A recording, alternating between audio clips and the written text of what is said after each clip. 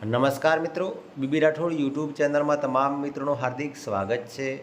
આજના આ વિડીયોમાં આપણે જાણીશું કે યુડાએસ પ્લસ પર વિદ્યાર્થીઓનો પ્રોફાઇલ ડેટા એટલે કે જીપી, ઈપી અને એફપી અપડેટ કેવી રીતે કરીશું તેના સ્ટેપ બાય સ્ટેપ આ વિડીયોમાં આપણે સમજૂતી મેળવવાના છીએ.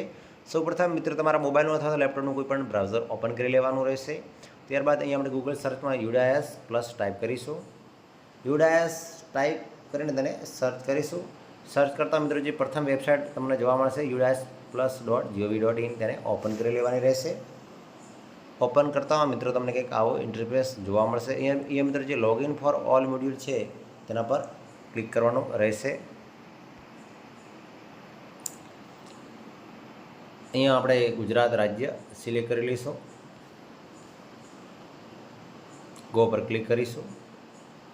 ત્યારબાદ મિત્રો જે અહીંયા જે સ્ટુડન્ટ મોડ્યુલ છે તેની અંદર જે લોગિન છે તેના પર આપણે ક્લિક કરીશું.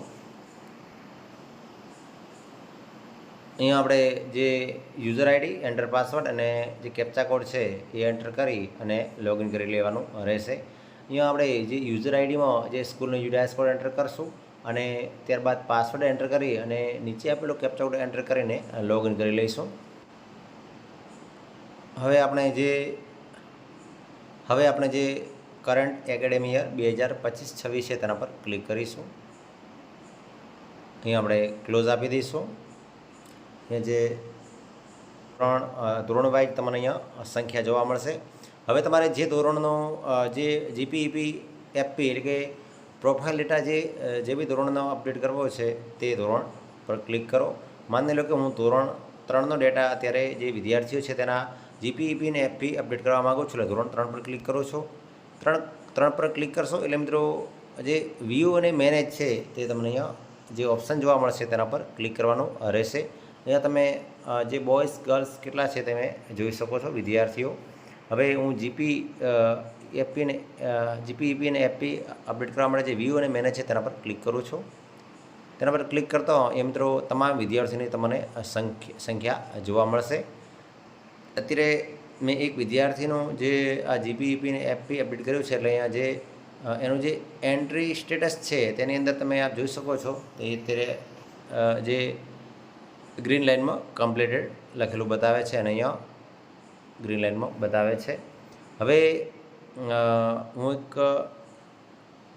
હવે આપણે એક બીજા વિદ્યાર્થીઓનું જીપીઈપી અને એફપી કેવી રીતે અપડેટ કરીશું તેનો એક ડેમો જોઈએ. હવે જીપીઈપી અને એફપી અપડેટ કરવા માટે મિત્રો જે જીપી છે તેના પર ક્લિક કરવાનું રહેશે. અત્યારે મિત્રો જે એન્ટ્રી સ્ટેટસ છે અત્યારે નોટ સ્ટાર્ટેડ બતાવે છે. હવે આપણે જીપી અપડેટ કરવા માટે જે જીપી છે તેના પર ક્લિક કરવાનું રહેશે. જીપી પર ક્લિક કરશો એટલે મિત્રો જે વિદ્યાર્થીની જે જનરલ પ્રોફાઇલ છે તે આવી જશે. એટલે કે મોસ્ટ ઓફલી જે શિક્ષક મિત્રો જે તમામ વિગતો મોસ્ટ ઓફલી ભરેલી જ આવશે. જે બી વિગતો જે બાકી આવે તે તમારે ફિલઅપ કરી અને નેક્સ્ટ ઉપર ક્લિક કરવાનું રહેશે. હું ફટાફટ જે જનરલ પ્રોફાઇલ છે જે બાકીની વિગતો છે ફિલઅપ કરી લઉં છું. જનરલ પ્રોફાઇલની જે બાકીની જે વિગતો છે તે ફિલઅપ થઈ જાય, ભરાઈ જાય ત્યારબાદ જે સેવ છે તેના પર ક્લિક કરવાનું રહેશે અને ક્લોઝ આપી દેવાનું છે. ત્યારબાદ જે નેક્સ્ટ છે તેના પર ક્લિક કરવાનું રહેશે. હવે બીજી છે જે એનરોલમેન્ટ પ્રોફાઇલ કે ઈપીની જે મોસ્ટ ઓફલી વિગતો ભરેલી આવશે. જે બી બાકી છે તે મારે વિગતો ભરી લેવાની રહેશે. હવે મિત્રો જે લાસ્ટમાં જે કાર્ય દિવસ અને જે પર્સન્ટેજ આવે છે તે તમારે ચેન્જ કરવાના થશે. જે આ ડેટા છે ગઈ સાલનો ડેટા છે એટલે તમારે જે પર્સન્ટેજ અને જે કાર્ય દિવસ છે ચેન્જ કરી લેવાના રહેશે. બાકીની જે વિગતો જો ભરવાની ના થાય તો એમને રહેવા દેવાની છે અને સેવ છે તેના પર ક્લિક કરવાનું રહેશે. અહીંયા નેક્સ્ટ છે તેના પર ક્લિક કરીશું.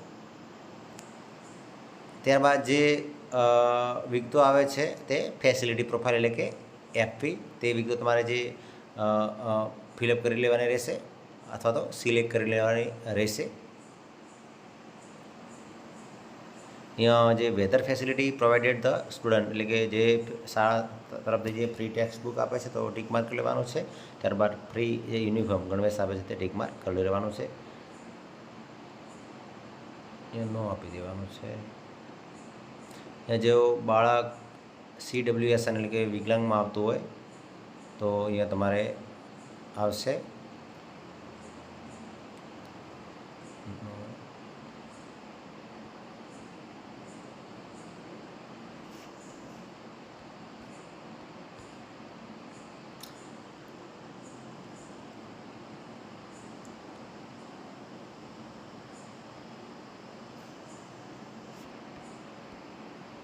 ત્યારબાદ એનું હાઇટ અને જે વજન છે તમારે ફિલઅપ કરી લેવાનું રહેશે, ભરી દેવાનું રહેશે.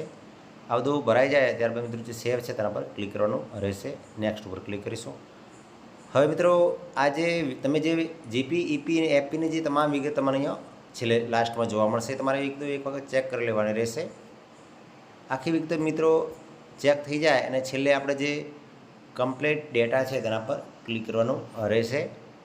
અહીંયા કમ્પ્લીટ ડેટા પર ક્લિક કરતા મિત્રો તમને આવો ઇન્ટરફેસ જોવા મળશે. અહીંયા are you sure you want to complete the data, અહીંયા ઓકે આપી દેવાનું છે. એ મિત્રો જોઈ શકો છો data completed is completion is completed. અહીંયા મિત્રો જોઈ શકો છો ડેટા કમ્પ્લેશન ઇઝ કમ્પ્લીટ. અહીંયા જે ડેટા છે આપણો કમ્પ્લીટ ભરાઈ ગયો છે. હવે આપણે ઓકે આપી દેવાનું રહેશે.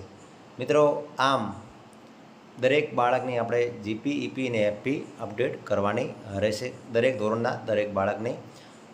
જો મિત્રો તમને અમારો વિડીયો ગમ્યો હોય તો અમારી ચેનલને ચોક્કસથી સબસ્ક્રાઈબ કરજો અને તમારા તમામ મિત્રો સુધી અવશ્ય શેર કરજો. થેન્ક યુ મિત્રો.